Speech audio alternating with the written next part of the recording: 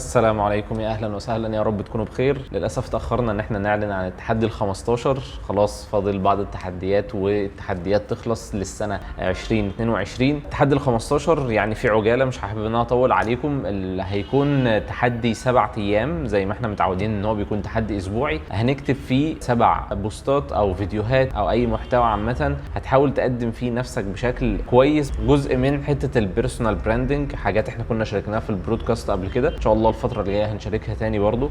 ممكن نبقى نعمل سيشنز بقى وحاجات زي كده عن الموضوع ده لاهميته. فاحنا هنحاول بقدر الامكان هنسلط الضوء على بعض المواقف اللي موجوده في حياتنا، اللي حصلت سواء في الشغل، في الدراسه، في الكليه، في حياتك عامه، حياتك الاجتماعيه، حياتك المهنيه. الحاجات دي كلها تحاول بقدر الامكان ان انت تعرض 7 بوستات بشكل يومي. او لو انت بقى سمعت الفيديو متاخر ممكن تبدا في اي يوم انت هتبدا فيه او هتسمع فيه الفيديو ده. حاول بقدر الامكان تعرض جزء من حياتك بالشكل طبعا اللي انت عايزه، الشكل اللي يرضيك، عن موقف اثر فيك او انت استفدت منه او اتعلمت منه. ممكن ناخدها من باب الدال على الخير كفاعله. ممكن يكون موقف فرق معاك في حياتك ونفعك في حاجه معينه فتنفع بيه غيرك، وهكذا. ممكن تكون في حياتك العمليه او المهنيه او الدراسيه قابلت مواقف معينه فادتك وتعلمت منها واستفدت منها، بحيث المواقف والخبرات اللي انت اتقابلت بيها في حياتك ممكن حد تاني ما تعرضش ليها، او ممكن اتعرض ليها بمنظور وانت اتعاملت مع الموقف ده بمنظور تاني، فتقدر تفيد الشخص ده بالطريقه اللي انت اتعاملت بيها، او في كورس انت استفدت منه، او اي حاجه شايف ان هي ممكن تنفع غيرك. فده الهدف من التحدي ده. 7 ايام 7 محتويات انت هتقدمها زي ما قلت، سواء في فيديو او بوست او لايف على الفيسبوك او انستجرام. فهستنى اشوف بوستاتكم وهستنى اشوف فيديوهاتكم والمحتويات اللي انتوا هتقدموها. وما تنساش تشوفوا التحديات اللي فاتت وتستنوا التحديات اللي هتيجي. ولو عندك تحديات معينه حابب ان احنا نشتغل عليها، ما تنساش تسيبها لنا في التعليقات. واتمنى الفيديو يعجبكم، واتمنى ان انتوا تشجعوا اصحابكم. وهنعمل هاشتاج تحدي ال7 ايام، 7 ايام محتوى وبرودكاست التحديات. كل دي هاشتاجات حاولوا ان انتوا تحطوها، وهسيبها لكم برده في صندوق الوصف. وربنا ينفع بينا ويستخدمنا ولا يستبدلنا. ونشوفكم على خير في فيديوهات جايه ان شاء الله. ما تنساش تعمل لايك للفيديو، تشترك في القناه. نشوفكم على خير، والسلام عليكم.